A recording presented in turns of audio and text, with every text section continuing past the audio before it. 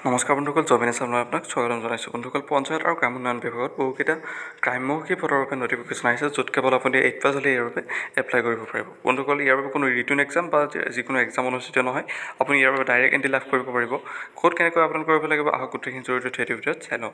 বন্ধুসকল, PNRD মনৰেগাৰ আণ্ডাৰত women mat recruitment 2021 বাবে নটিফিকেশ্যন আহিছে, য'ত আপোনালোকে ইয়াৰ বাবে এপ্লাই কৰিব পাৰিব। লগতে আপোনাৰ থাকিব লাগিব এখন জব কাৰ্ড থাকিব লাগিব। জব কাৰ্ড থকা হ'লে সকলে ইয়াৰ বাবে এপ্লাই কৰিব পাৰিব। মহাত্মা গান্ধী এনৰেগাৰ অধীনত ইয়াৰ বাবে নিযুক্তি প্ৰদান কৰা হ'ব। ইয়াৰ পোষ্ট নেম হৈছে ওমেন মেট গ্ৰাম্যমুখী। ইয়াৰ বাবে এজ লিমিট দিয়া আছে 18 পৰা 45 বছৰ। 18 পৰা 45 বছৰৰ সকলো মহিলাই ইয়াৰ বাবে এপ্লাই কৰিব পাৰিব। এডুকেশ্যন কোৱালিফিকেশ্যন দিয়া আছে 7 পাছ। কেৱল আপুনি 7 পাছ হ'লে ইয়াৰ বাবে এপ্লাই কৰিব পাৰিব। দীনদয়াল অন্ত্যোদয় আঁচনি ৰাষ্ট্ৰীয় গ্ৰামীণ জীৱিকা অভিযানৰ অন্তৰ্গত এই আত্মসহায়ক গোটসমূহৰ সদস্য বা যিকোনো জব কাৰ্ডধাৰীয়ে ইয়াৰ বাবে এপ্লাই কৰিব লাগিব আৰু নিম্নতম 30 দিন কাম কৰা হ'ব লাগিব বুলি কৈছে। কিন্তু আপুনিও ইয়াৰ বাবে এপ্লাই কৰিব পাৰিব যদিও আপুনি 30 দিন কাম কৰা নাই, তেনেকৈ আপুনি ইয়াৰ বাবে নিযুক্তি লাভ কৰিব পাৰে।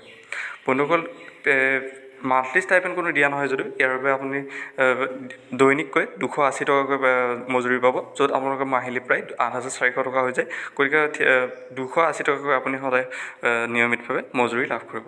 প্ৰপত্ৰসমূহ ইয়াৰ বাবে এপ্লাই কৰিবলৈ আপুনি প্ৰপত্ৰসমূহ আপোনাৰ নিকটৱৰ্তী পঞ্চায়তত জমা দিব লাগিব।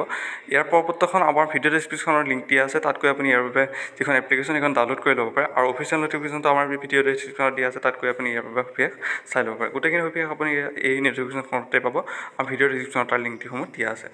5 মে'ৰ পৰা ইয়াৰ এপ্লাই ষ্টাৰ্ট হৈছে যদিও প্ৰথমতে দিয়া আছিল 25 মে' 2021 তাৰিখ। এইটো আপোনালোকৰ আগৰ যিটো নটিফিকেশ্যন সেইটোৰ ওপৰত দিয়া হৈছে, কিন্তু আপোনালোকে এতিয়াও ইয়াৰ বাবে প্ৰপত্ৰসমূহ লৈ থকা হৈছে। আপোনালোকে নিকটৱৰ্তী পঞ্চায়তত গৈ ইয়াৰ বাবে এপ্লাই কৰিব পাৰে।